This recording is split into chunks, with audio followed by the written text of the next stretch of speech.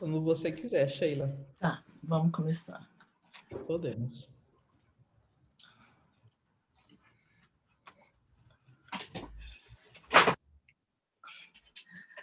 Boa tarde a todas e todos.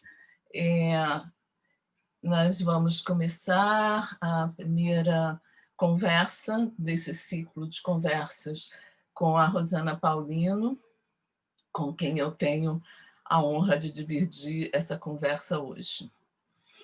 Esse ciclo ele foi pensado como parte da atuação da Rosana como artista visitante no programa de pós-graduação em artes da UERJ, assim como no Instituto de Arte.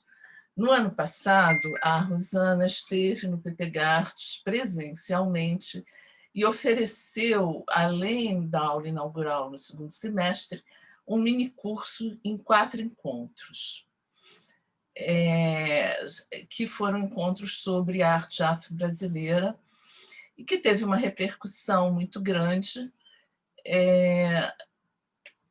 e foi assistido não só por alunos da pós-graduação, como também alunos da graduação e de fora da UERJ também.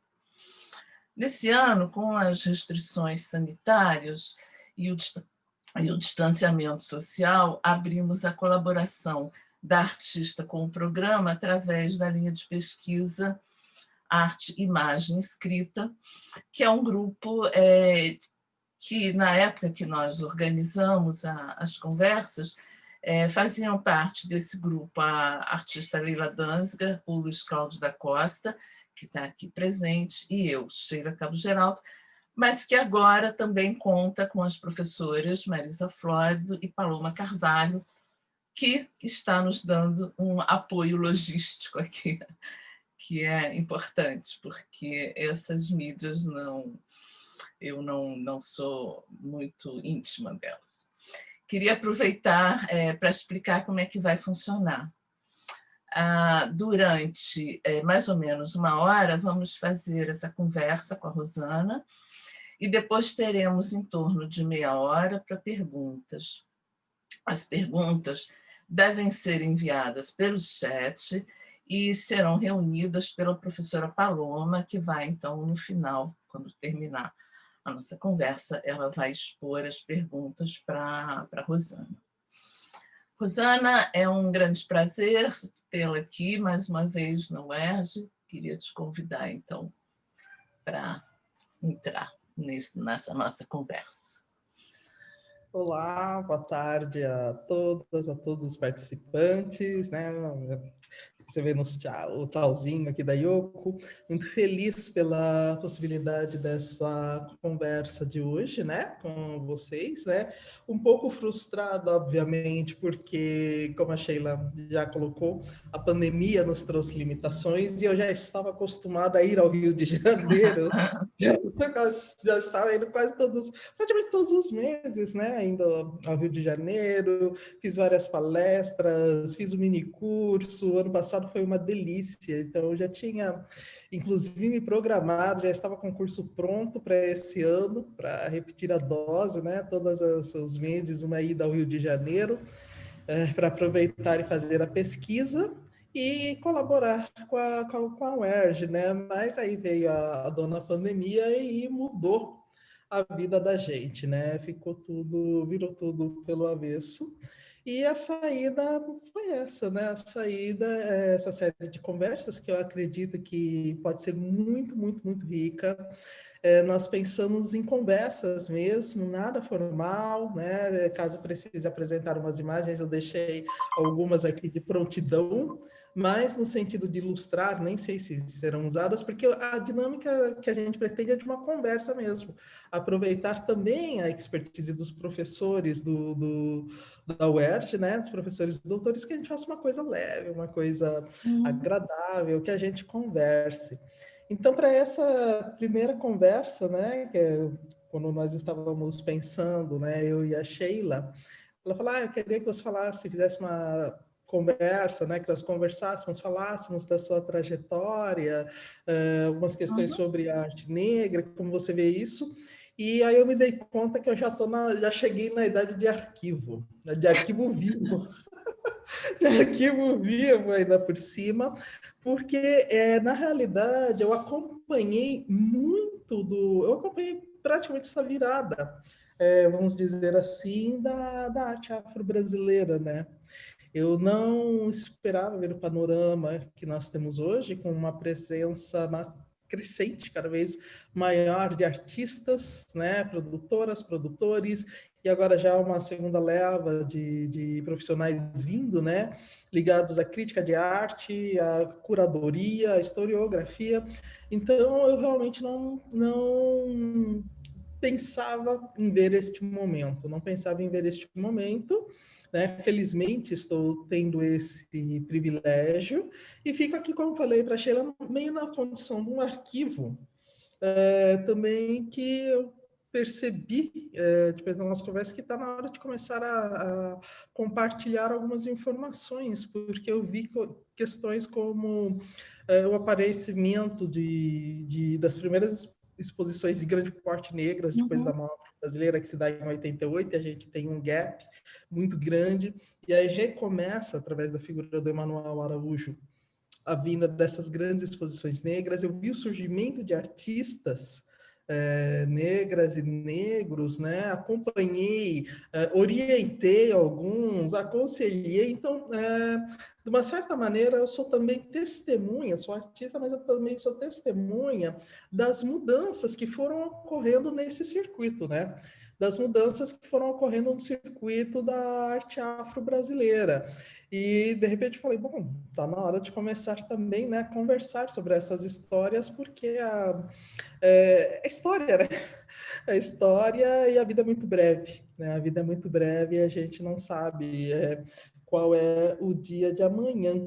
Então, essa primeira conversa, a gente vai trazer alguns dados, né, sobre a arte brasileira, sobre a minha trajetória, e trazendo, esperando da minha parte que isso cutuque alguns e algumas que estão assistindo, para que a gente comece, inclusive, a pensar em novos campos de pesquisa, né?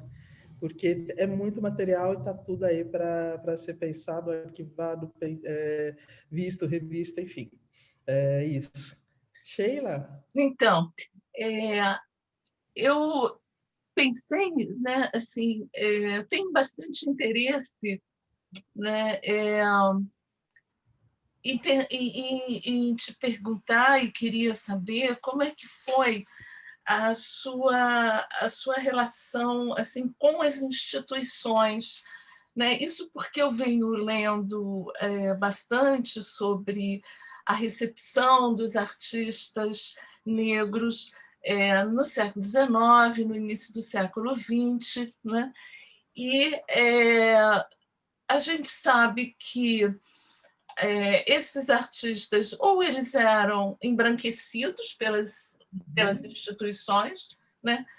Ou eles eram ignorados, né? E como eu sei que você tem um grande interesse por história e por história da ciência e por história da arte, né? Eu fiquei querendo te perguntar e queria que você falasse um pouco sobre essa relação que você teve com essas instituições, né? Não só os museus, mas as galerias e a própria história da arte, né? E a academia, né? Que são instituições, e como é que foi a sua entrada nessas relações institucionais, né? E como que você percebeu, né, essas instituições em relação aos artistas negros, né, que a gente sabe que eu tenho uma historinha que eu não quero contar agora, mas depois eu posso contar.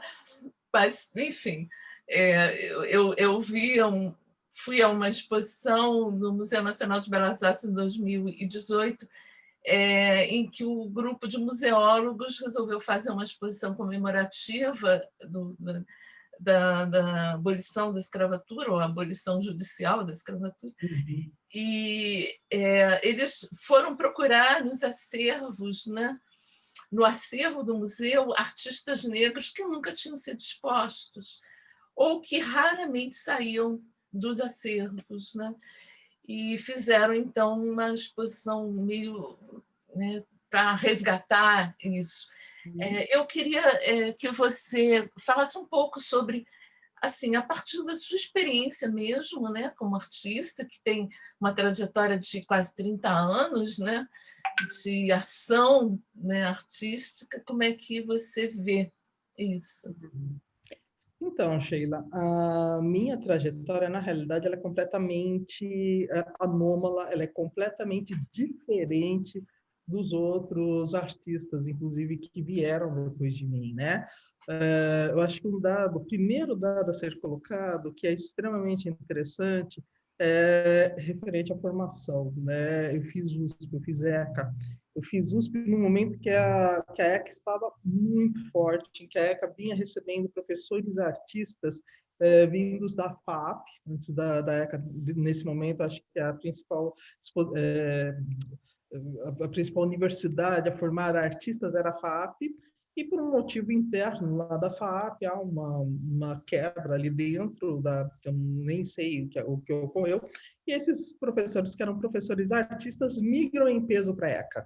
Então, eu pego, inclusive, um momento histórico na ECA. E isso vai fazer com que nós tenhamos, já desde o começo, professores que são muito ativos como artistas. É o caso da Regina Silveira, por exemplo, o caso do Evandro Carlos Jardim, que já pegavam no pé da gente para mostrar, para mandar para salão, enfim, para começar a fazer o trabalho correr. Concomitantemente, tem também a presença dos historiadores de arte que estão muito interessados em trabalhar com os alunos nesse momento, principalmente Tadeu Chiarelli, né? E que vão fazer com que vão começar a me incentivar, vão começar a pedir, inclusive, que eu comece a mandar os trabalhos para os salões, né?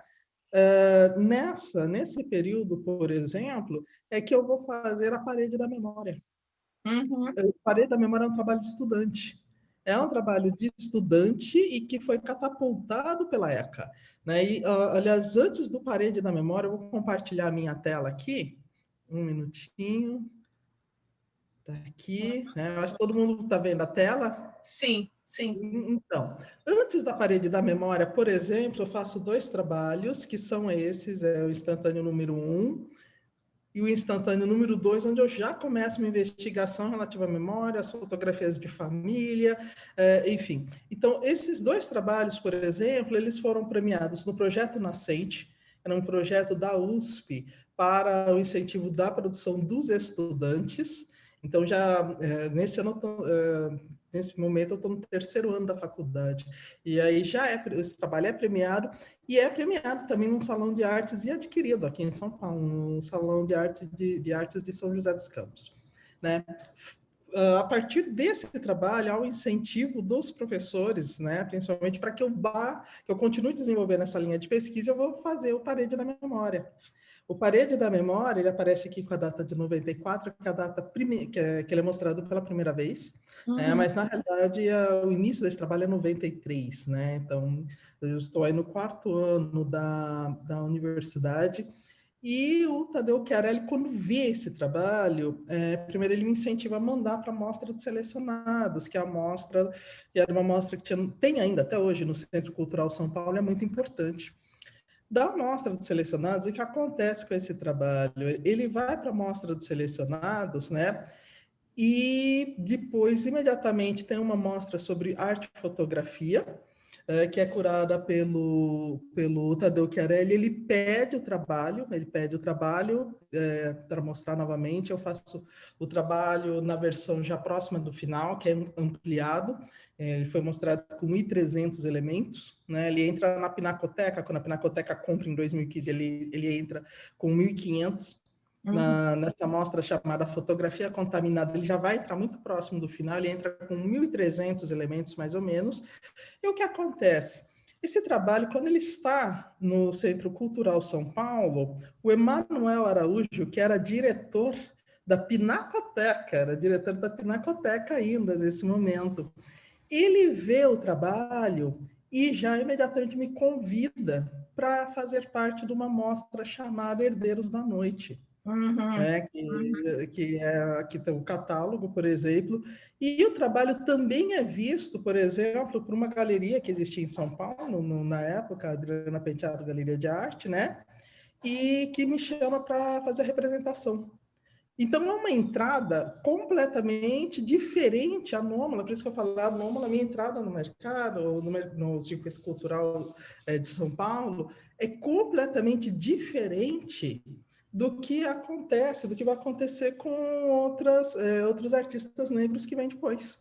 Essa questão de estar na USP, por exemplo, né, e dos professores já começarem a colocar o trabalho para rodar, então o trabalho já aparece em revistas internacionais logo no início, como a Revue Noir, como a revista Lápis da Espanha, mas nesse período eu era estudante.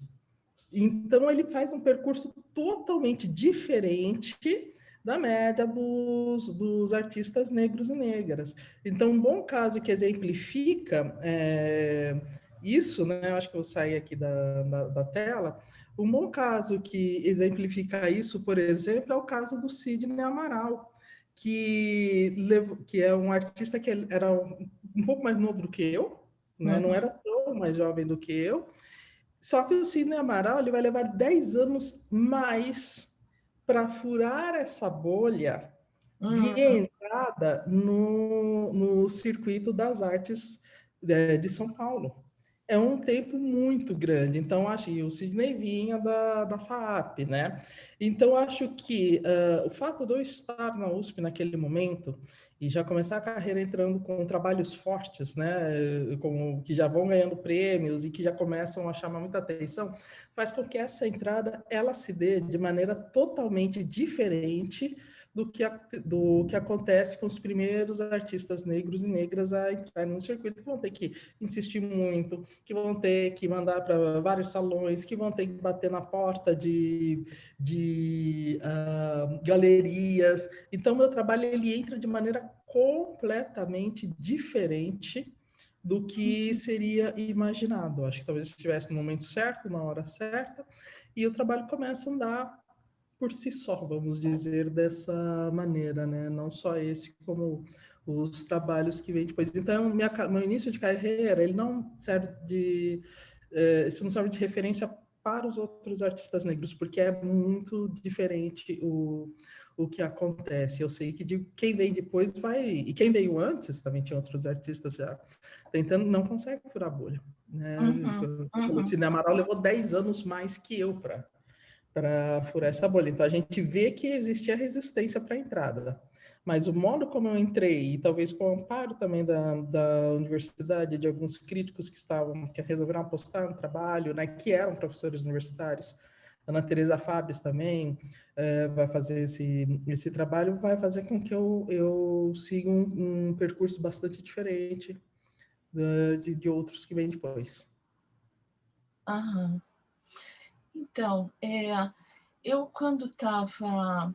É interessante você falar dessa dificuldade de furar essa bolha, né? Porque eu estava pensando nesse encontro com você e acabei me lembrando de uma entrevista que o Zósimo Bulbul deu em 2011 na TV Brasil, em que ele falava de uma participação que ele teve numa mostra de um encontro de cinema latino-americano em Toulouse, em 2007. E nesse encontro ele mostrou os filmes dele, A Alma no Olho, que é um filme né, reconhecido mundialmente, e tal, e que ele, ao dar uma entrevista para jornalistas da Europa, franceses, italianos, ele disse da dificuldade que ele tinha de mostrar esse trabalho no Brasil, né? O cinema negro né, não tinha essa facilidade. E ele conta nessa entrevista na TV, em 2011, na TV Brasil, que ele... Oi? Só um minutinho, pode continuar falando que eu vou só fechar aqui do lado da janela que está entrando uma tempestade aqui. Tá. Pois não, eu paro. Eu te espero. Esqueci da janela. Pronto, por favor, pode continuar. Mas então, ele fala de um cineasta africano, que ele não diz o nome, nem diz de que país, que esse cineasta diz para ele: por que você não abre a sua própria sala de projeção, né? Uhum. Como nós fizemos no Senegal, na Guiné-Bissau, no Burkina Faso, né, na época, nos anos 60, na época das independências. E ele, então, voltou para o Brasil e ficou pensando como fazer isso e acabou abrindo, né, o Centro Carioca de Cinema e criando uma mostra de cinema afro-carioca. Eu fiquei pensando nisso a partir da necessidade, né, que o Emanuel Araújo teve de montar o Museu Afro-Brasil, né? E de como foi importante, né, esse espaço que ele monta, né? Eu acho que a gente já conversou um pouco sobre isso, né? Existiam outras mostras, aconteceram outros eventos, mas esse espaço me pareceu muito importante no sentido de que ele é um espaço de afirmação da cultura e da arte de matriz africana, né? E da arte afro-brasileira. E eu queria, porque ele não é só importante para os pesquisadores em artes e para os artistas, mas também para os pesquisadores, no meu caso, né, para os pesquisadores não só de história da arte, mas também de antropologia, né? E eu queria que você falasse um pouco dessa importância do museu nesse contexto, né? Porque você faz parte desse museu desde muito cedo, né? Sim. Do Na acervo realidade, desse museu, né? eu peguei a abertura do museu, aliás, eu pego antes, como eu falei, né? Eu já acompanho, né? O Emanuel me chama já desde a época da Pinacoteca do Estado. Eu acho que esse é um ponto interessante para a gente colocar, que é como ele também usa a Pinacoteca como um trampolim, vamos dizer assim, para discussão dessas questões. Então, por estar num museu de grande envergadura, né? E que ele vai capitanear, inclusive, o final do restauro do prédio, né? A adaptação das salas para exposição, a mostra histórica do Rodin, que pela primeira vez vai levar um número enorme de pessoas para o museu, ou seja, o museu está num momento que está bombando, vamos falar assim, né? E ele usa esse prestígio já para fazer as primeiras exposições sobre a questão negra, como é o caso dos Herdeiros da Noite. E que vai, inclusive, viajar, né? Viaja depois para Minas Gerais, viaja para Brasília, viaja para outros estados.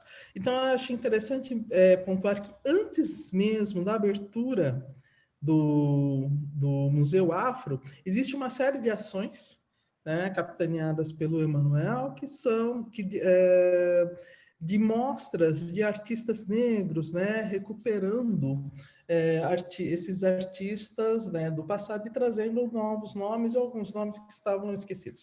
Isso é extremamente importante, porque vai fazer com que a gente entenda como essas mostras começam, né? Como essas mostras que vão trazer uma possibilidade de uma produção negra elas começam antes da abertura do Afro-Brasil, do Museu Afro-Brasil. Outra coisa, quando tem a famosa mostra do Redescobrimento, lá em 2000, super cercada de polêmica, né, super complicada, né, mas que eu acho que a gente tem que dar uma olhada no dado também da exposição, né? Os historiadores estão aí, vão poder destrinchar toda a questão problemática que acompanha a aquisição de obras, todo esse imbróglio jurídico que tem que ser olhado, tem que ser analisado, mas houve também, ao mesmo tempo, a mostra. Então, a mostra, ela acaba sendo a matriz, ela vai ser a matriz do Museu Afro-Brasil, que tem 2 módulos do museu, da mostra de do redescobrimento, que são o Negro de Corpo e Alma, curado pelo Emanuel Araújo, e o Arte Popular, Popular, que ocupa um prédio, um espaço no Ibirapuera, e que depois que acaba a mostra, fica. A exposição simplesmente fica ali, né? Ela fica, e esse ficar, existe toda uma mobilização por parte do Emanuel de já pleitear que isso se torne um museu. Né? Então, antes do museu tem todo um histórico, né? A mostra fica ali, e ali em 94 é que abre o museu.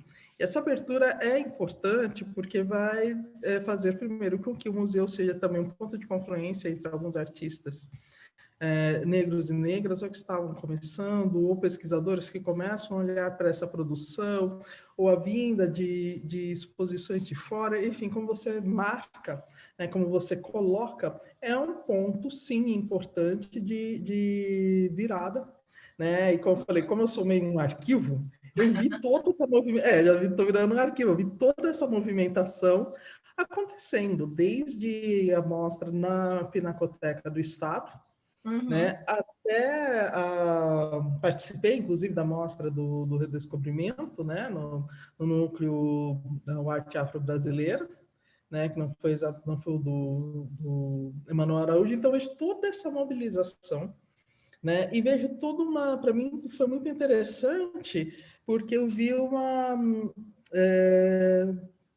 podemos dizer assim, a criação de um pensar político sobre essa questão, da necessidade de se ter um museu, da necessidade de se ter obras de artistas afro-brasileiros, da necessidade de você trazer essa questão para o Brasil, que era uma questão aqui que não era discutida como deveria ser.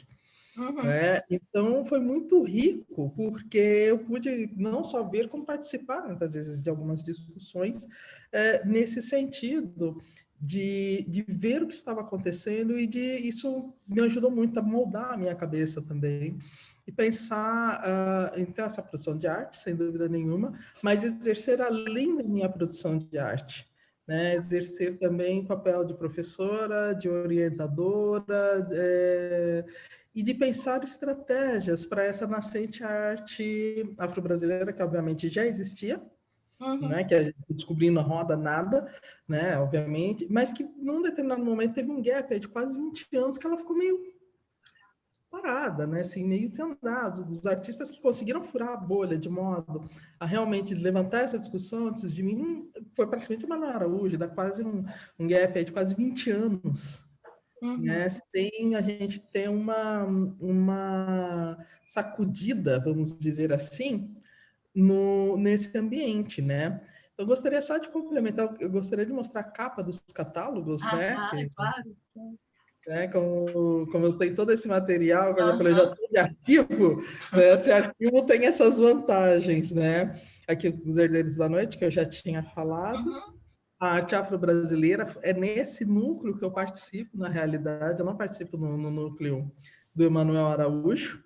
Esse é da Mostra do Redescobrimento, né? Essa arte afro-brasileira era uma das mostras do Redescobrimento. Não, eu te falei, é o outro. Opa! Bárbara! Bárbara Kopke, fecha seu microfone. Então, esse é o da arte afro-brasileira, da Mostra do Redescobrimento, que é o que eu participo. Na realidade, eu vou participar desse núcleo, né, e não do núcleo exatamente curado pelo Emanuel Araújo. E é esse, Negro de Corpo e Alma. É esse núcleo, mais esse núcleo, a arte afro-brasileira, que vão ser o ponto de partida para o Museu Afro-Brasil. Né? Foram duas mostras que focam a questão negra, né? Uma curada pelo Kabengele Munanga e a Salum, né? E também com a mão do Nelson Aguilar, que foi o diretor-geral da mostra, né?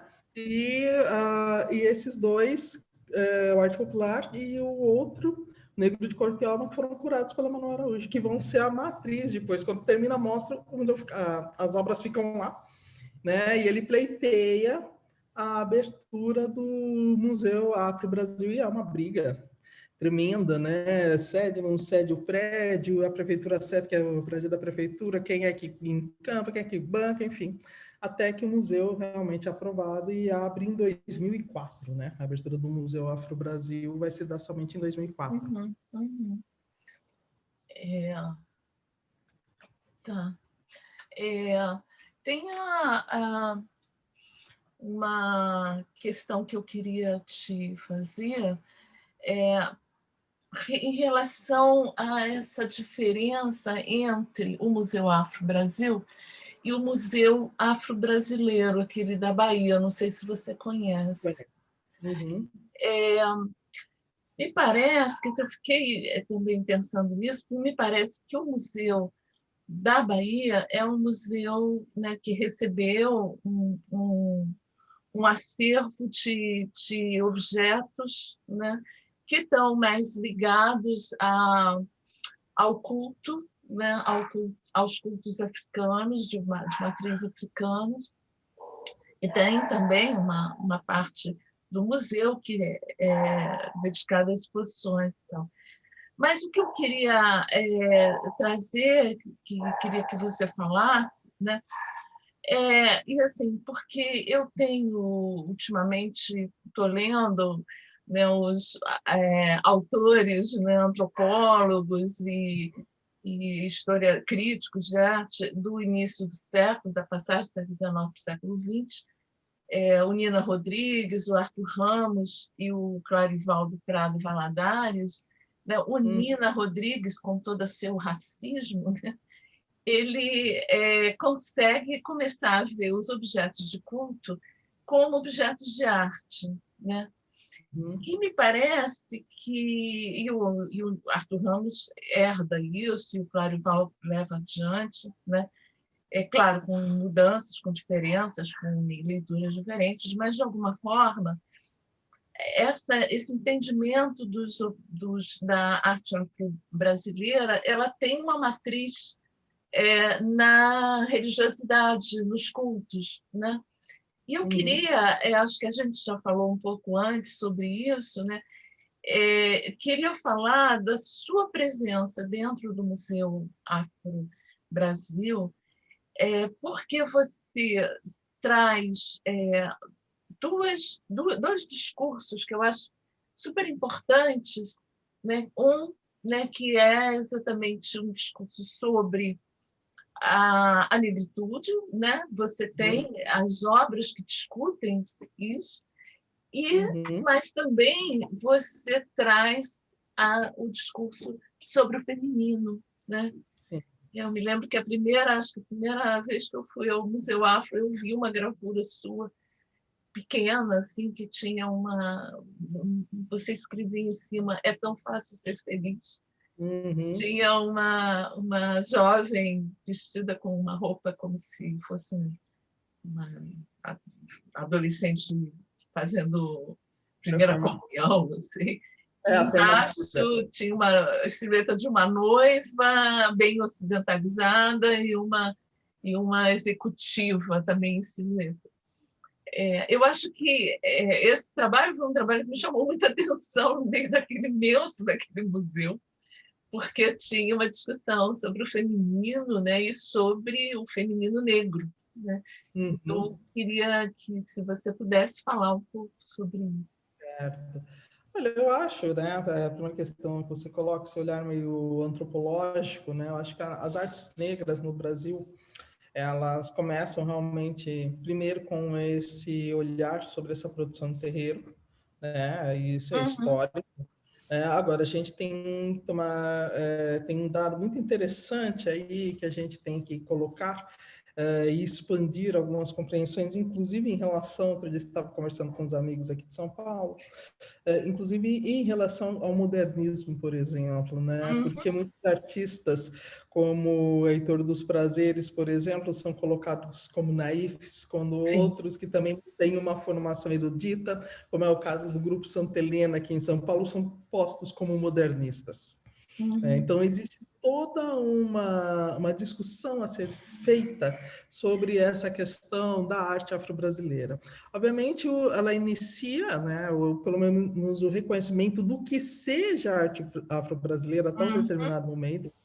Isso que a gente tem que olhar também. Toda essa história da arte afro-brasileira, na realidade, está para ser pensada, discutida, reescrita, revista, enfim. Mas ela inicia lá atrás com o reconhecimento desses objetos de culto já como tendo valor de arte.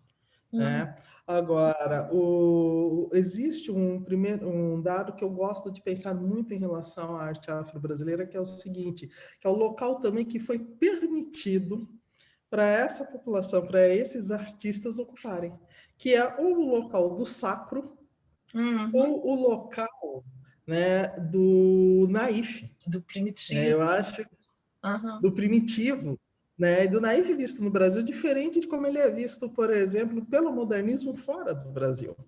Né, então, acho que já com um marcador aí que tem um dado racial muito forte. Então, eu acho que isso é interessante a gente pensar. De fato, até hoje, até a contemporaneidade, os artistas, nós temos linha de artistas, por exemplo, afro-brasileiros, que vêm de terreiro e que vão lidar com essa questão. Então, não é quando eu falo dessa linha religiosa, não que eu não me contraponho contra ela, não é uma oposição, vamos dizer assim, mas é pensar o que tinha sido reconhecido até o momento. E é uma linha de pesquisa importante até agora, porque a gente tem artistas como Arson Heráclito, por exemplo, né? Ou Moisés Patrício, que é um trabalho belíssimo e que são pessoas que são herdeiras dessa tradição. Sim. Isso é extremamente importante que essa tradição vá se renovando. Agora, no meu caso, quando eu começo a produzir arte, isso foi uma questão que eu tive que me desafiava. Eu pensava, bom, como é que eu vou lidar com o que é ser negro no Brasil? Eu não faço parte de um terreiro. Né? Então, esse dado imediato de uma arte ligada a um fundo religioso, eu não tenho uma criação de terreiro. Embora minha família participasse de Umbanda, eu não tinha uma criação de terreiro. É completamente diferente da criação do Arço Heráclito, por exemplo, ou de artistas que têm essa vivência de terreiro. Eu não tinha isso. Então, me soava falso, né? Eu saí por essa via do religioso, por exemplo. O que eu queria discutir, eu começo a olhar para o meu entorno e falo, o que eu tenho aqui do lado? Né? Começo a perceber essa questão da periferia, essa questão que não era contemplada, que para mim é muito forte, muitos artistas que estão vindo, né, bem trabalhando isso, né? O que é ser uma pessoa negra, mas uma pessoa negra na periferia das grandes cidades. Então, isso é um dado que não estava sendo contemplado pela produção contemporânea e que me interessava. Eu falei, pô, estou criando aqui ouvindo Racionais em si, a trilha sonora das minhas criações, de muitas delas, por exemplo, né, estava ouvindo lá Racionais criando. Né? Então, que periferia, que mundo é esse? Só que dentro desse mundo tem um outro recorte também, que é ser mulher dentro desse mundo. Que é ser mulher dentro desse mundo, né? Que é ser negro, que é ser mulher negra, que é ser mulher negra na periferia de uma grande cidade como São Paulo. Então, eu percebo que eram questões que não estavam sendo tratadas, eram questões simplesmente entrar em matrizes que já eram mais tradicionais, isso não cabia para mim. Então, eu vou ter que pensar como é que eu vou lidar com esses desafios que estão ali no meu dia a dia, né? Como é que eu vou lidar com essas questões que me afligem? E aí, nesse sentido, é que eu trago a questão do gênero, que para mim é muito forte, né? Tá muito, obviamente, e que vai se juntando com outras questões, por exemplo, como na universidade, quando eu penso, por exemplo, que eu não quero fazer pintura, né? O que eu sei fazer, né? Queria, por exemplo, tentei escultura, morro de medo de madeira, morro de medo de serra, morria de medo de cortar o dedo lá na oficina. Mas o que eu sei fazer? Eu sei costurar, eu sei lidar com tecido, eu sei bordar, eu sei... É isso que eu sei fazer, essa é a minha tradição. E aí eu começo a pensar em trazer essa tradição para a produção de arte, também como meio de resistência, né? Também como uma questão política. Por que a agulha? Por que a linha? Por que os trabalhos? Por que os materiais, outra coisa que me chama muita atenção, porque os materiais que são ligados a uma tradição popular, por exemplo, não eram aceitos na academia, né? Não eram aceitos. Entrou um búzio, entrou uma palha, pronto, já virou artesanato, já não era visto como obra de arte. Quando dentro da produção chamada ocidental, e o Brasil insiste em se ver como ocidental, né? Quando dentro da arte ocidental já foi usado até fezes, né? Já foi usado até fezes como material de arte, né? E você não aceita um búzio, você não aceita uma palha, você não aceita uma fita, o que está acontecendo? Né? Então, quando eu entro com essa questão, né, desse uso dos materiais, é muito consciente, é político. Eu vou entrar com esses materiais. Eu vou entrar com esses materiais porque eles estão diretamente ligados a quem eu sou, da onde eu vim. Né? Então, aí eu começo a pensar, sem perceber, a abrir uma outra via, né, de investigação, que é essa via que vai juntar gênero e raça, né, numa interpretação, vamos dizer assim, de quem eu sou enfim, abrindo uma vertente diferente para a questão da arte afro-brasileira. Eu gosto de pensar gênero, raça, mas eu gosto também de pensar periferia. Sim, Periferia eu queria te perguntar sobre isso, porque você, quando me falou do que você gostaria de falar, então, você fala nessa periferia, né? E eu queria, assim, tem uma coisa bastante interessante, né, para mim, que é uma conversa que há na mostra do Galpão Vídeo Brasil de 2017, aquela pergunta, agora somos todos negros, que, com a curadoria do Daniel Lima, né? E nessa conversa inicial, em que você estava, né? Você, o Ayrson, os artistas muito jovens, alguns muito jovens, falam de você como uma referência importante na trajetória deles, né? Então, a gente já ouviu falar muito de como você tem uma generosidade em relação a esses artistas jovens e a esses artistas da periferia, né? E eu queria que, se você pudesse falar, que artistas da periferia são esses que estariam hoje incentivando ou instigando essa história. Estou muito preocupada com a escrita da história da arte, porque eu sou historiadora, mas, enfim. Quer dizer, quem são esses artistas, né, que estariam instigando? Né?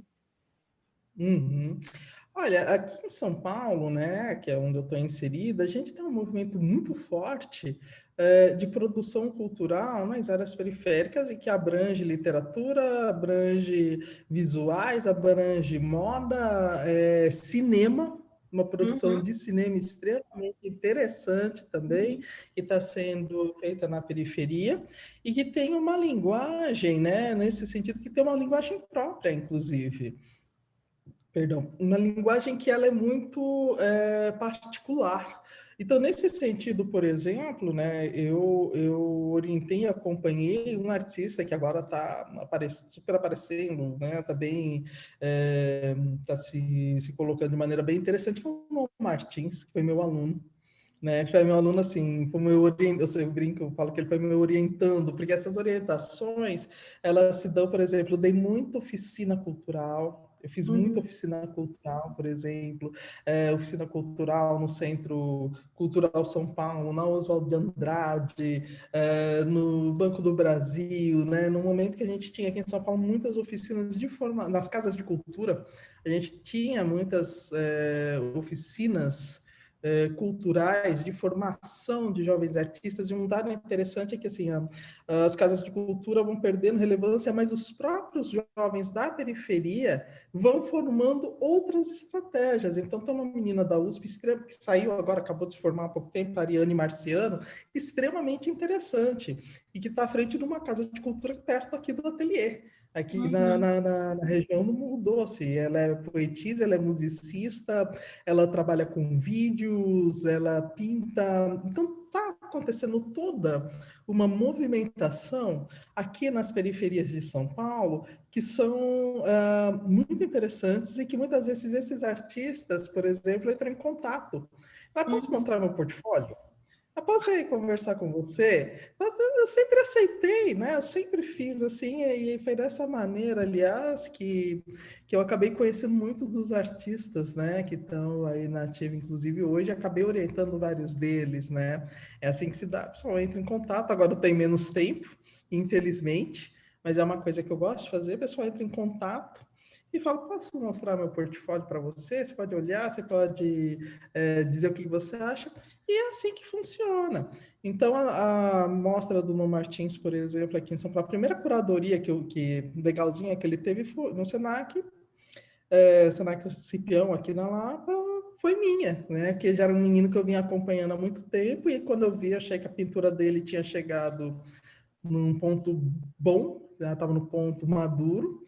O Senac me pede uma curadoria, eu falei, eu vou arriscar, vou chamar esse menino que tem um trabalho que está ali pronto, que prontinho para ser mostrado. Perguntaram aqui o nome do artista, No Martins. Você Né? está lendo. Eu estou olhando aqui no chat, estou Aham. acompanhando aqui no chat também, eu estou botando o nome dele aqui, ó, No Martins. Ele mostrou o trabalho, inclusive, aí no Preços Novos. Né? Ele mostrou o trabalho nos Pretos Novos, né? Então, mostrou recentemente em Londres, esteve na mostra do Afro-Atlânticas, né? E eu acho que é uma obrigação, né? É uma obrigação, a gente vai orientando do jeito que dá. Agora, como eu falei, com muito menos tempo, eu estou com Hum. muito menos tempo agora. Daí também eu até ficar tão frustrado em não poder ir para o Rio de Janeiro, porque aí eu queria pegar na prática dessa vez, né? Queria fazer uma coisa prática, mas enfim. Mas eu acho importante, acho que as periferias estão bombando, estão produzindo, e a gente tem que ficar. Eles me procuram, às vezes eu respondo para eles, a gente vai fazendo essa troca. Aham. Então, você falou da vontade de vir para o Rio, né? E a gente gostaria muito que esse encontro fosse presencial, né? Queria falar um pouco com você sobre a mostra de 2018 em São Paulo e de 2019, A Costura da Memória, né, que foi aqui no Mar, no Rio de Janeiro, e que teve uma repercussão muito grande. Eu nunca vi aquele museu tão cheio como no dia da abertura, né? Parecia um comício, assim, tinha gente demais ao seu encontro, né? Você foi aplaudida, muito aplaudida, né? Na sua fala, de abertura. Eu queria te falar um pouco sobre essa mostra, né, que é Costuras da Memória, que me parece que é uma mostra que reúne assim, obras, né, e trabalhos seus de toda uma trajetória, né, porque você tem trabalhos de muitas épocas, trabalhos que você retoma e trabalhos que você redefine, rediscute, né? Mas foi uma mostra que tinha, né, como questão fundante a questão da memória, né, que parece que é para você uma questão importante, né? Mas eu também acho que tem uma questão para você, não sei, que eu vejo no seu trabalho, não sei como é que você pensa nisso, que é a questão da violência, né? Que eu queria que você falasse um pouco, porque a memória, o trabalho, né, da memória, né, que é o. Ai, meu Deus, me faltou o nome do trabalho. O painel grande. Parede da Memória. Parede da Memória, obrigada, Cláudia. A Parede da Memória, né, ele traz memória de uma ancestralidade, né, por causa do patuá. Ele tem a memória do fazer feminino, que é a memória da costura, né? Ele tem a memória das imagens, né? Familiares, e tem toda essa relação com essa questão pessoal sua, né? Mas eu também vejo, por exemplo, né, aquele ciclo de assentamentos, né, que tem também uma questão da memória, mas também aborda a questão do esquecimento, né, que acho que você toca de uma maneira, né, aqueles videozinhos pequenininhos que você bota do mar, enfim, que é uma questão do esquecimento, né, que eu acho importante. E tem a questão da violência, né, contra o corpo negro, né, e contra a mulher negra e contra o homem negro. Queria que você falasse um pouco sobre esse trabalho. A mostra, né? Ela realmente, eu levei um susto aí no mar, porque eu sabia que ela, em São Paulo, ela foi realmente muito visitada, e a abertura também, na Pinacoteca, que é um tempo longo de abertura, é lotada o tempo todo, e foi um susto para todo mundo. A direção da Pinacoteca não esperava, ninguém esperava aquele número enorme de pessoas, e isso se manteve durante todo o período de exposição, a ponto de, no último dia da mostra, eles terem que fechar o museu um pouco mais cedo, porque teve filas e chegou a no número máximo de visitantes dentro da mostra, que não poder, porque não se começa a colocar em risco, né? Você tem um número máximo de visitantes, tiveram que fazer controle de fila, e depois o controle de fila não deu conta, tiveram que fechar um pouco antes a mostra, e o pessoal ficava me mandando mensagens: perdi a mostra. No Rio foi um número enorme também de visitantes, né? O mar tem as catracas, e no final do dia o pessoal contou que deu praticamente 4.000 visitantes numa abertura. E aí um amigo estava junto e falou: mas isso é público de jogo de futebol? 4.000 pessoas. Né? Então, foi também, deu 3.999. Nossa! Exato, eles, né, que as catracas, deu 3.999. Não pode ser jogo isso é público de jogo de futebol. Isso é interessante porque mostra também a necessidade, a demanda das pessoas de se verem, né? Você fez uma pergunta para a arte contemporânea: o que estava acontecendo com a arte contemporânea? Que não, né, isso eu acho muito sério, né, que as pessoas não estavam se vendo ali, um público diferente dentro, tanto na Pinacoteca como no mar, né, isso me chama a atenção, né, por que tanta gente? E aí talvez a gente vai entrar um pouco na questão da memória, do se ver, do se reconhecer. Eu sou mesmo uma artista que trabalha muito com a memória, porque eu preciso dela, né? Eu tenho esse dado, eu tenho essa necessidade de pensar de onde eu vim, né? De pensar essa ancestralidade, de pensar essa ancestralidade que dá força para manter o grupo, né? Pensando na questão negra, e que nos traz a subjetividade, nos torna humanos, né? Durante o processo de travessia, né, do Atlântico, do sequestro dessas pessoas na África, a vinda para o Brasil, né, o cruzamento da Calunga Grande, como se diz, aqui ao mar, se perdeu muito dessa memória. Quando você não sabe quem é, você não sabe para onde você vai também.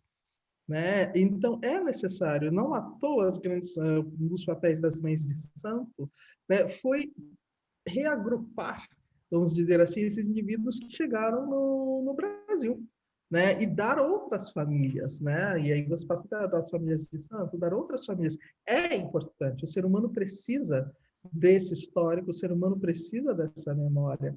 E eu vou trabalhar essa memória em duas frentes, vamos dizer assim: no pessoal, né, onde eu resgato elementos como, por exemplo, as costuras, que depois serão transformadas em suturas, onde eu resgato a ancestralidade, onde eu resgato as imagens de família, mas também a memória coletiva, a memória que foi perdida, né? E é porque nas populações negras, memória individual e memória coletiva tá o tempo todo assim, ó, junto.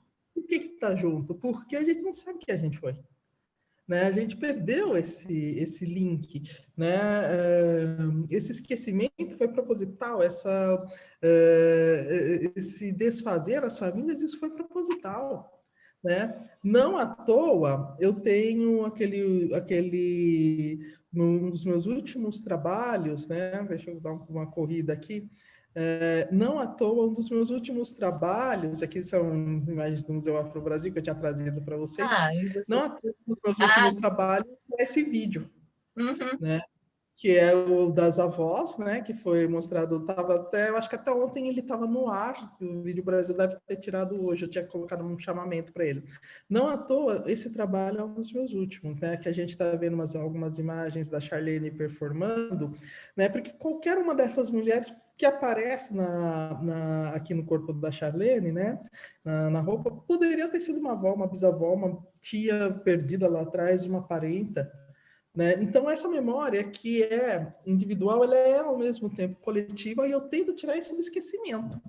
Agora, tem esse jogo todo de ancestralidade, né? E de conhecimento de quem se é, por exemplo.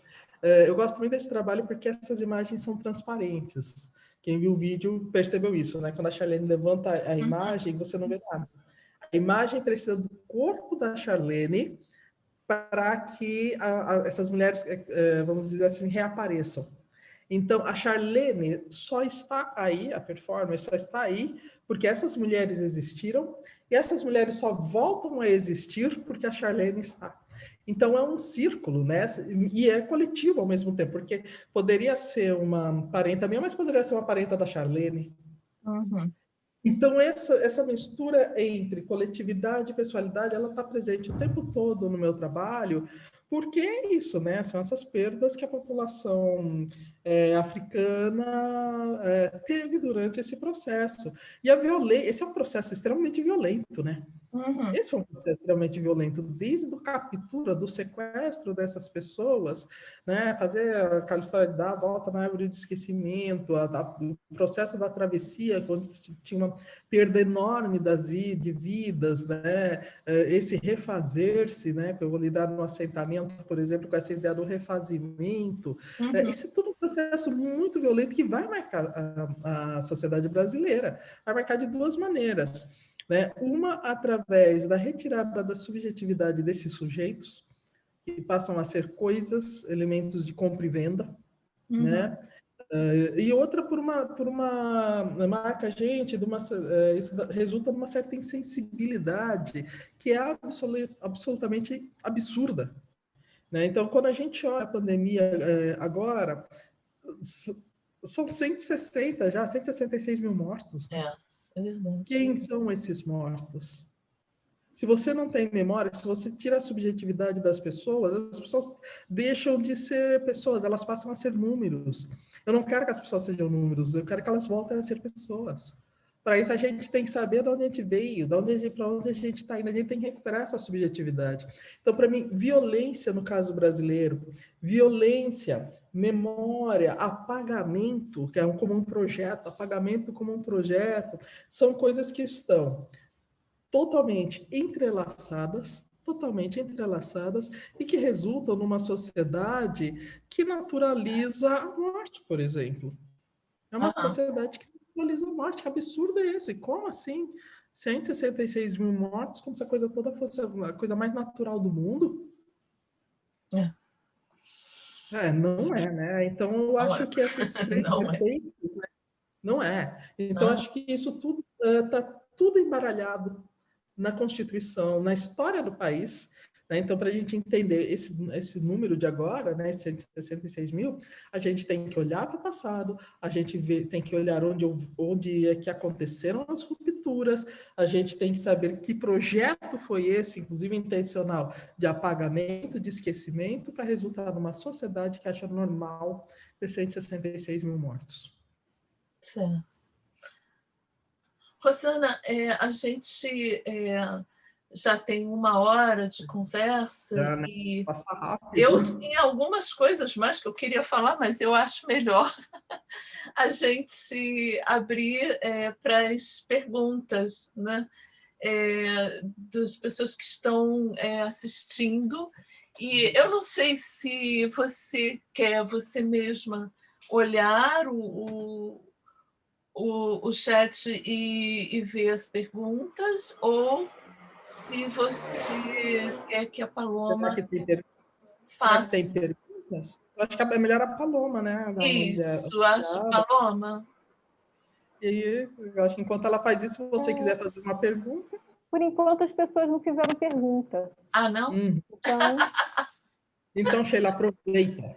Não, tem duas coisas que, assim, primeiro que quando você mostrou esses slides, eu fiquei com muita vontade de ver, né? Sobretudo porque eu passei meio por cima, né, da exposição A Mão Afro-Brasileira, que teve a edição de 88 e depois teve uma nova Mão Afro-Brasileira de 2011, né? E que me parece que são mostras assim são marcos, né, dentro dessa concepção de história que a gente tem, né, necessidade de fazer. Eu queria, porque assim me parece, eu assisti uma palestra do Igor Simões, é isso? Deve ser do Igor. Isso. Do Rio Grande do Sul é Simões. Do Rio Grande do Sul, que ele fala uma coisa muito interessante, que é a necessidade que a gente tem de começar a pensar nessa produção afro-brasileira de artistas negros, não como um campo à parte, mas como um campo constitutivo da história, e importante campo constitutivo da história da arte no Brasil e do entendimento de arte no Brasil, né? Então, isso é uma questão que eu queria te colocar, porque assim, a gente tem essa concepção sempre de ver, né, arte brasileira. E aí tem os artistas negros como coisa separados, né? Assuntos, Carolina, como assuntos diversos. Então, se não tem perguntas e você quiser... E tem uma outra coisa que eu queria falar, que é sobre a sua exposição em Portugal, aquela exposição Atlântico Vermelho, né? E eu fiquei muito curiosa para saber, li algumas coisas, então, mas queria muito saber da reação, né, dos portugueses, da crítica, né, e do público diante de imagens, né, e obras que você apresenta, em que fica muito evidente a relação dos portugueses com esse processo de escravização, né? Sim. Então, eu acho que eu vou começar de trás para frente, né? Dessa pergunta do Atlântico Vermelho. Foi bastante animadora a mostra, ela foi muito boa mesmo, foi bastante visitada, um número muito grande de visitantes. E a gente não pode esquecer de Portugal, é o seguinte, né? Portugal, como todos os outros países, né, está com duas correntes, uma muito progressista e uma muito reacionária, que quer voltar ao grande Portugal, ao passado, aquelas coisas que a gente sabe, né? E o que acontece é que o Atlântico Vermelho ele é comissionado num ano que é 2017, que Portugal é a capital europeia da cultura, e o curador geral queria realmente fazer Portugal entrar, né, assim, tirar Portugal daquele limbo, né? E colocar Portugal com uma visão muito mais arrojada e, inclusive, repensando todos os erros, todos os horrores que foram feitos, né? Na colonização, a questão dos erros, porque deu uma parcela da população que falou, não, está na hora de encarar essa história colonial e não foi isso, não foi essa glória toda, não. Então, a exposição, não só a minha, né? A minha está do lado da rua e um tempo depois entra da grada quilombo do outro lado da rua. Então, era um enfoque, um pensar do curador para discutir essas questões. E, obviamente, a parte mais progressista abraçou o projeto, gostou muito. O pessoal que mais reacionário foi muito engraçado, teve um protesto até na porta. Eu adorei ver o protesto, quer dizer, deu certo, quer dizer, é para cutucar, era para cutucar mesmo. E tinha lá uma meia dúzia, não ao Atlântico Vermelho, né? Depois o pessoal me mandou as imagens, Portugal para os portugueses. Mas a ideia era essa, era cutucar. Era cutucar. A mostra foi muito bem feita, foi muito visitada, foi realmente foi muito bom. Né? Sobre a questão do Igor Simões, né, eu concordo totalmente com o Igor. Né? A questão da arte brasileira, a afro-brasileira, tinha que ser uma corrente, uma linha mais dentro da arte. Isso é um absurdo que a gente tenha que ver por fora, né? Até esse momento. É só a gente pensar que nós somos já batendo aí nos 56% de população que se diz não branca. Então, é uma discrepância, uma bizarrice que a gente tenha como linha principal uma arte branca, de origem branca, eurocêntrica, masculina. Né? Então, eu acho... agora, eu tenho uma coisa que sempre coloco quando converso com o Igor, que é a questão das estratégias. Né? Como é que a gente rompe as bolhas, quais as estratégias que a gente faz? Porque a ideia é que, realmente, na minha concepção, que a arte brasileira, afro-brasileira, deveria talvez ser uma das matrizes principais, inclusive, né? Até por uma questão numérica, é questão de pegar uma calculadora, né? E fazer a conta. Se não está acontecendo, qual é o problema? E aí a gente vai ter toda essa história do racismo entre essa população, porque essa população não tem acesso às boas universidades, ao circuito de arte, enfim, toda essa outra problemática que a gente sabe que existe. Agora, do ponto de vista das estratégias, é importante ainda marcar que existe a necessidade de produção de uma arte que se coloque como afro-brasileira, porque é assim que a gente fura as bolhas. Né? Então, a minha preocupação agora é quais são os outros passos que nós devemos dar para que a arte afro-brasileira, a arte produzida por descendentes, né, por negro-descendentes, não seja vista como uma coisa à parte, quando na realidade tinha que estar totalmente inserida, e não é favor nenhum, não é favor nenhum, né? Essa arte tinha que estar totalmente inserida dentro dos circuitos culturais. Se não está, é porque a gente tem algum problema. Se não está, é porque a gente tem problema. Né? Eu acho que agora tem pergunta. Já tem perguntas. Eu vou ler porque as perguntas são bem diferentes. Tá. Então, a Carolina, por exemplo, foi a primeira a perguntar sobre o processo criativo ouvindo Racionais. Depois ela perguntou como é ser mulher negra nesse circuito de arte masculino, branco, etc. Depois a Bárbara perguntou se você teve contato com o Maxwell Alexandre. A Natália perguntou para você falar mais sobre a sua técnica de costura. A Maíra perguntou sobre a criação da instalação das avós e como é que foi a dinâmica da equipe. E a Carla quis saber mais sobre a escultura rainha e operárias. Espera aí que tem mais uma pergunta da Pamela. Rosana, você falou sobre sua trajetória como artista diferente dos outros artistas negros. Quais os novos desafios? Você acabou de falar, né? Para a nova geração de artistas negros. Anotou tudo, né? Rosana? Muitas questões. Anotei que deu. Então, só para ver, como eu já acabei de falar, os novos desafios estão aí, né? Quais são as estratégias que a gente vai traçar para que entre nesse mercado que não tem que ser visto. A arte afro-brasileira não tem que ser vista como uma parte, muito pelo contrário. Né? Como eu falei, é até uma questão matemática isso, né? E tem mais pessoas que deveria ter mais dessa produção. Enfim, a gente vai ter que parar e pensar quais são essas novas estratégias, né? E também para que não seja só um modismo, não seja um commodity, alguma coisa nesse sentido. Então, as novas estratégias, elas abarcam a criação de oficinas para novos curadores negras e negros, novos historiadores, enfim, não é só criar a arte, a gente tem que criar e tem que embasar isso através dos estudos. Né? Então, acho que talvez nosso próximo campo de trabalho pesado seja esse, né? A formação de curadores, curadoras, historiadores de arte, professores, professoras universitárias, de modo que a gente possa embasar essa produção, né?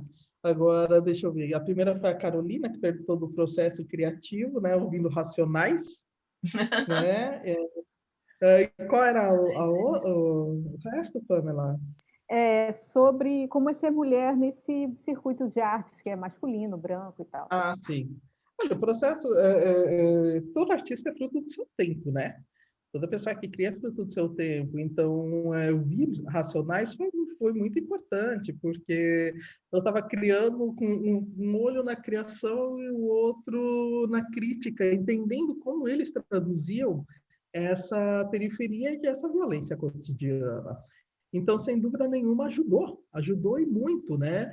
E uma coisa que a gente pode falar sem erro aqui em São Paulo é que todo esse período dos anos 90, aqui, onde a gente vai ter um movimento hip hop, rap muito forte em São Paulo, ele está dando frutos até agora. Então você vê os jovens rappers, a postura deles, né? Eles falam abertamente. Não existisse racional, os racionais não existiriam em si, por exemplo. E a gente vê isso nas casas de cultura, muito da periferia. Né? O rap, a importância que o movimento hip hop da década de 90 teve, e a gente está vendo o reflexo disso agora, aqui em São Paulo. Então, como eu falei, cada um é fruto do seu tempo. Né? E não só eu, como vários artistas que foram formados nesse período também foram influenciados por isso, né? E como é ser mulher artista, né, nesse meio branco, eurocêntrico, masculino? Olha, eu tenho uma questão aí de personalidade, que eu sou meio casca grossa, assim, eu sempre falo, eu sou filha de Ogum com Yansan e Ares no horóscopo ocidental, então eu sou meio, não quero nem saber, entendeu? Eu entro, o trabalho é bom, eu tenho que entrar e pronto, vou negociar, né? São sensibilidades diferentes. Eu sei que tem gente que é mais retraído, por exemplo, tem mais dificuldade em fazer algumas ligações até políticas mesmo. Eu já tenho muito mais facilidade. Obviamente, aqueles momentos assim, de ficar furiosa, sem dúvida nenhuma, mas eu acho que tem um dado da minha personalidade, isso é muito particular, que é da minha personalidade, que eu não falo, eu sou muito casca grossa, no sentido assim, de que não é qualquer coisa que me abala, qualquer coisa que, sabe, que vai fazer com que eu pense duas vezes, e isso é um constitutivo da minha personalidade que foi muito bom, porque eu acho que se eu não fosse assim, eu não teria avançado, né? A Bárbara vai perguntar se eu conheço a obra do Maxwell, né? Do Maxwell Andrade. Isso. Houve algumas relações com a do Nuno Martins, eu não conheço tão bem. Eu vi só na mostra do Histórias Afro-Atlânticas, que era aquele painel grande, né? Mas não conheço muita coisa, porque, curiosamente, essas obras do Rio de Janeiro muitas vezes não entram em São Paulo. É uma coisa para a gente pensar. E as de São Paulo também. Minha obra demorou muito para entrar no Rio de Janeiro.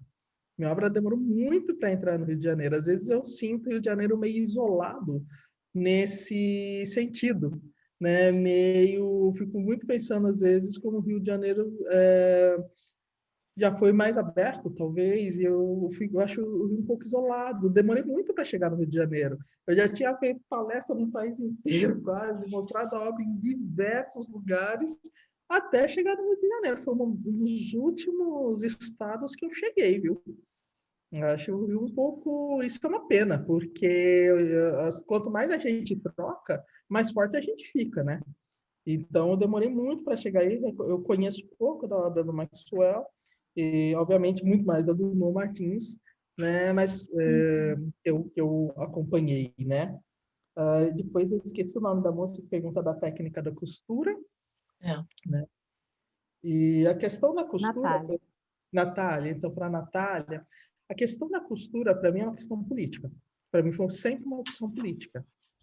Então, quando eu vou olhar o que eu sei fazer, quando eu olho lá atrás na minha carreira, o que eu sei fazer, da onde eu venho, o que é que me marca, me parece que a costura era uma solução muito natural, mesmo porque minha mãe foi bordadeira, minha mãe bordou muito tempo para ajudar a pagar os nossos estudos. Então, e esse rebaixamento de algumas técnicas, né, vistas como inferiores, como menores, por exemplo, E isso sempre me irritou bastante. Então, quando começa a pensar numa poética, no desenvolvimento de uma poética, o que eu sei fazer? Eu sei costurar, eu sei bordar, né? E aí, quando eu assumo essas obras, essas técnicas, perdão, que são vistas como menores, é uma ação, para mim, totalmente política. Totalmente política. Aliás, eu sou uma artista e quando você olha o meu trabalho, você vê que o material, a mídia escolhida tem um peso muito grande. Por isso, talvez eu use tantos materiais diferentes, né? Por isso, talvez eu use em alguns momentos barro, em outros momentos eu vou para costura, em outros momentos eu vou para gravura, outros fotografia, porque é o trabalho que define, né? Tem uma frase da Louise Bourgeois que eu acho muito bonita, que ela fala que há coisas que são melhor ditas em mármore do que em barro, né? E isso não é porque o mármore é mais nobre, é porque tem hora que eu preciso daquela frieza do mármore, e tem hora que eu preciso da sensualidade e da queitura do barro, né? Então, a obra que define, né? É a obra que vai me dizer, vai para cá, vai para lá, vai para... Entendeu? É a obra que coloca. E como artista tem que saber ouvir o que a obra está pedindo, né? A Maíra pergunta do processo das avós, né? De fatura Uhum. da videoinstalação das avós, que era um projeto que eu já tinha há muito tempo, que eu queria fazer, que eu tinha feito a sinopse do projeto, não tinha sido aprovado no financiamento aqui em São Paulo, no primeiro momento, depois tentei um outro financiamento, não foi, vídeo é um negócio caro, né? Mas já estava tudo pronto, roteiro, tudo bonitinho. E aí o vídeo o Brasil me chama como artista convidada da Uhum. Bienal Sesc Brasil. Eu falei, é agora que eu vou fazer esse trabalho. Aliás, eu tenho mais dois ou três vídeos aí já com roteiros prontos, né, engatilhados. E eu queria muito trazer essa discussão da ancestralidade a partir do afeto. Uhum. Porque quando a gente olha o vídeo, ele tem um afeto muito grande, né? Um super performer, né? Chamei a Charlene Bicalho para performar, né? No meu lugar. E a gente vê que tem um afeto muito grande, o modo como ela olha as fotos, como parece que ela reconhece em alguns momentos ela sente aquela dor daquela escravizada. Então, eu queria falar desse círculo da vida, né? Através do afeto. E aí, obviamente, fui pensando como é que eu posso resolver esse problema de trazer essa videoinstalação, né? E aí veio essa ideia das transparências, né? De que através das transparências, porque para que a gente veja a imagem, tem que colocar em cima do corpo, né? Uhum. Então, a imagem só existe, né? A mulher só resiste porque a Charlene existe, aquilo que eu já falei, né? Então, é uma coisa circular, né, e necessária dessa troca, né, e lembrando que é uma videoinstalação. O que eu coloquei no ar, né, é só o vídeo É só o principal da vídeo. videoinstalação. Aham. Aham. Foi seu primeiro vídeo? Foi. E a instalação não, você já havia feito algumas instalações. A instalação eu já tinha feito várias, mas vídeo foi o primeiro e é um conceito diferente, né, Sheila? É uma É, videoinstalação. Eu mas, já tinha usado o vídeo no assentamento, mas sim. aqui é diferente, aqui é uma videoinstalação. Então, além desse vídeo de fundo, a gente tinha umas imagens aleatórias, esses rostos dessas mulheres apareciam de forma randômica, eles davam um segundinho. Você chegou a ver?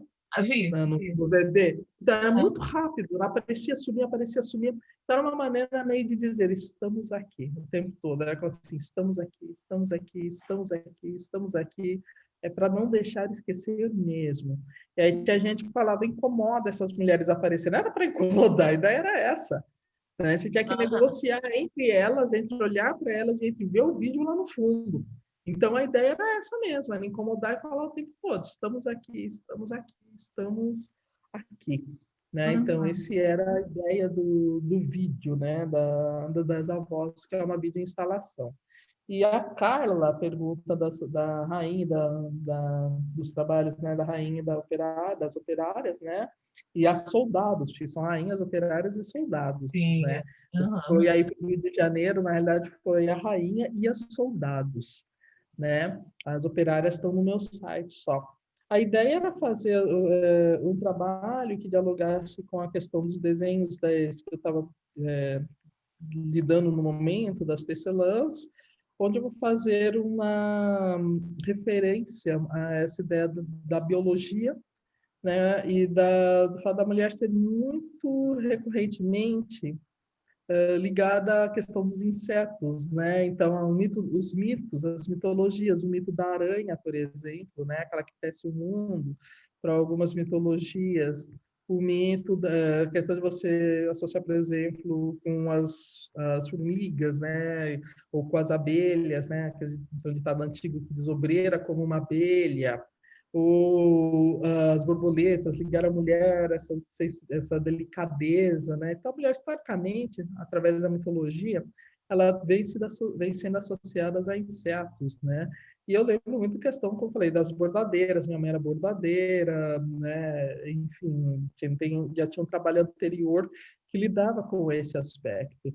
E aí eu faço essa colmeia, mas é uma colmeia toda feminina, onde a gente tem a rainha no centro, as soldados, né, e não é ou é as soldados, eu quero manter esse nome, e as operárias, que estão ali como uma gigantesca colmeia, discutindo justamente essas questões ligadas ao feminino. Então, as soldados são extremamente agressivas, né? São peças extremamente agressivas, muito primitivas, com capos, com anzóis, né? Então, a mulher é essa passividade toda, que historicamente foi colocada, né? Então, é um trabalho que vai lidar muito mais com a questão das mitologias, e a gente vai aprofundando ali alguns olhares sobre o feminino. Certo. Temos mais perguntas. Eu acho que dá para a gente fazer mais umas duas. Tem duas. Aqui, ó. Daí a gente encerra, porque ainda tem um outro compromisso. Claro. E é uma pena, porque senão eu passava do horário. Dependendo de mim, passava do horário aqui, ficava ainda respondendo um tempão. Então, a Roberta percebe que você foi uma das primeiras artistas a usar a plataforma digital e pergunta se você percebe esse lugar como uma alternativa. Uhum. E a Nuccelli faz uma pergunta sobre a recente aquisição de produções de artistas negros e indígenas por instituições como Pinacoteca e MoMA, né? E como você percebe o cenário das curadorias negras? Tá, peraí, você uhum. Paloma, eu não ouvi direito o início da pergunta da Nute. Você pode... Essa aquisição recente de produções de artistas negros e indígenas por grandes instituições, né? E como é que você percebe? E o cenário das curadorias negras, principalmente sob a ótica da descentralização Rio-São Paulo. Além disso, a Natália ainda queria saber mais, mas ela também a gente pode continuar a conversa, né, nos próximos encontros, sobre esse compromisso com a costura, com a técnica, se é mais pela perfeição ou o trabalho que vai indicando o caminho da linha. A Natália que já havia perguntado sobre a costura. Tá. Eu acho que a gente pode desenvolver mais essa questão da costura, talvez nos próximos encontros, né, que ela é bastante complexa. Então, por exemplo, por que eu uso sutura? Eu vou usar o termo sutura, por exemplo, e não costura. Por que eu falo que eu não bordo, suturo, ou costura? Enfim, é bem complexo isso, é bem complexo. Então, acho que a gente pode desenvolver mais isso nas próximas conversas, tá, Natália? Porque a gente realmente não vai ter tempo, né? A Roberta fala das plataformas digitais, eu acho que sem dúvida nenhuma, é extremamente importante, é sim um dos caminhos para a produção. Eu acho que, principalmente para quem vem nascendo agora, eu sou de uma geração que ainda apanhou muito com plataforma digital, né? A gente ainda era bem mais difícil usar a plataforma digital. Agora tá mais fácil, e eu acho que é um caminho natural que muitos jovens artistas venham a desenvolver maneiras próprias de se apropriar desses novos meios, né? E de fazer arte nas plataformas digitais. Isso para mim é natural, isso vai acontecer naturalmente, tá? Eu acho que faz parte, né? Faz parte do meio, do modo como a gente se comunica, já está totalmente inserido, já está totalmente inserido. Então, eu acho que isso já faz parte do modo como a gente se comunica, e isso vai ser, para mim, absolutamente natural. Novas maneiras de se utilizar essas plataformas virão, não tenho a menor dúvida, né? E a moçada que já nasce aí no meio digital, pô, já natural, sabe? Já é de se esperar que vá vir com novidades nesse sentido, né? A Nute, né, que eu estou, aliás, devendo uma resposta para ela, pode me cobrar depois, Nutiele. Eu sei que eu estou te devendo. Você perguntar da aquisição, né, das obras de artistas indígenas pelos museus, né, como o MoMA e também aqui os museus de São Paulo, o MASP adquiriu, né, a Pinacoteca adquiriu também, né. Eu acho que tem várias, essa é uma questão bem complexa, só essa questão já daria para a gente ter aqui uma palestra, um encontro, né? A priori, sem dúvida nenhuma, eu acho bom, eu acho ótimo. Esses acervos, eles têm que ser diversificados, né? Principalmente os acervos públicos, principalmente os acervos públicos. É um absurdo que um acervo público você entre lá e não acha um artista negro ou negra. O que é isso? Né? Então, não dá mais para ter esse panorama. Eu acho que tem uma mudança de paradigma que é mundial, Então, quando a gente olha esses museus americanos, os europeus, na realidade, eles vêm vindo nisso há já uns 10 anos, não é de agora, não é de agora. Então, eles já vêm de uma longa data. Eu me lembro de uma conversa que eu tive com a Fabiana Lopes, que é uma crítica de arte que ela faz uma ponte São Paulo-Nova York, né? E a Fabiana Lopes falava que chegava nas feiras com os compradores, ela fez um tempo esse trabalho, né, de guiar os compradores dentro daquilo que lhes interessava na formação das suas coleções, e os compradores perguntavam, onde estão os artistas negros brasileiros? Então, esse interesse, ele não surgiu agora. Ele já faz tempo que tem. O que acontecia é que quando esses compradores chegavam, inclusive, a resposta das galerias era: não existem. Não existem esses artistas negros e negras produzindo. Quando eu já estava aí por exemplo, no meu caso, eu já estava há mais de 10 anos na cena, Sidney Amaral já estava na cena, por exemplo, e outros já estavam despontando, né? E a resposta, e sem falar dos mais antigos, como Emmanuel Araújo, por exemplo, e a resposta dos galeristas era: não tem, não existe. Né? Como não tem? Isso causou um atraso gigantesco na formação dos acervos aqui no Brasil. Né? E o que está acontecendo, como eu falei, essa demanda de fora, querendo saber dessa arte afro-brasileira, não é nova não, viu? Ela não é nova não, ela já acontece há muito tempo. E os museus aqui, no caso negro, né, não dos indígenas que estão entrando mais agora, no caso negro, os museus têm que correr atrás, porque senão eles vão perder essas obras. Eles vão perder essas obras. Eu mesmo tive pedidos para vender a parede da memória, eu não vendi de teimosia, porque eu achei que era um absurdo esse trabalho sair do Brasil. Né? E eu, assim, só para a gente encerrar, eu vou contar uma historinha. Eu não vou entrar na questão da arte indígena, porque é mais nova, eu não conheço também o panorama, mas só para vocês saberem a questão do atraso de lei que a gente tem aqui no Brasil em relação à questão da arte negra. Uma curadora foi no meu ateliê, né, para olhar algumas obras de uma grande universidade, também consultora de um grande museu norte-americano, e ela falou que ela tinha gostado muito do assentamento e tal, só tinha outras fotografias para mostrar para ela, daquela peça. Né? Eu falei para ela, olha, eu tô com os originais aqui, com as peças aqui no ateliê, né? As mulheres, né? Aquelas mulheres grandes. E ela falou assim, não, acho que você não entendeu, né? Só as fotografias. Eu falei, não, eu tô com a peça original aqui.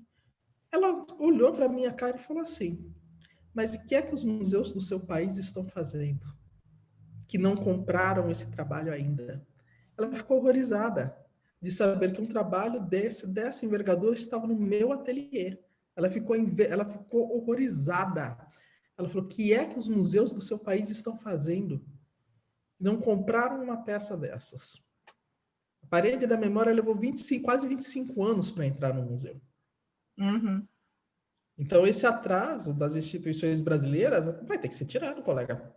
E já está muito atrasado, porque essas obras vão começar a sair do país. E aí, quando tiver que estudar esse período, vai ter que pegar o avião e ir lá fora ver. Tá? Enfim, vamos ver se o povo esperta, né? E como eu falei, estou passando bem, dando um voo rasante aí, porque a pergunta é muito complexa, e infelizmente a gente não vai ter como destrinchar um pouco mais, né, essa resposta. Então, Rosana, a gente vai ter que terminar aqui. Eu também ficaria bem mais tempo, mas eu te agradeço muito. Acho que foi super importante a sua presença e virtual, né? Mais importante. E eu espero que a gente possa vir a se encontrar num futuro que a gente não sabe quando nem como. Nem me fale, Sheila, né? Até lá a gente vai fazendo por aqui, né? Uhum. E eu gostaria já de deixar o convite para o próximo encontro. Sim. Né? Que nós teremos, eu de cabeça não lembro da data, mas a gente pode ficar de olho no calendário da UERJ. A Sheila tem, mais organizada que eu. Também não consigo lembrar, mas eu tenho. Aí que eu vou dizer. 26. Cláudio tem. É dia 26, né, Cláudio? Dia 26 do 11. Dia com 20... Leila Danziger. Oh, com Leila Danziger. E depois, dia 12, dia 17 do 12, comigo. Isso. E aí eu vou falar do meu processo de pesquisa para a UERJ, né? Vai ser bem legal também. O processo está legal aqui em São Paulo. Que bom. Então, muito obrigada. Eu que agradeço. Adorei e agradeço também. Ah, que bom. Tchau, e esperando vocês no próximo encontro. Obrigada. Ai, eu tenho que desligar.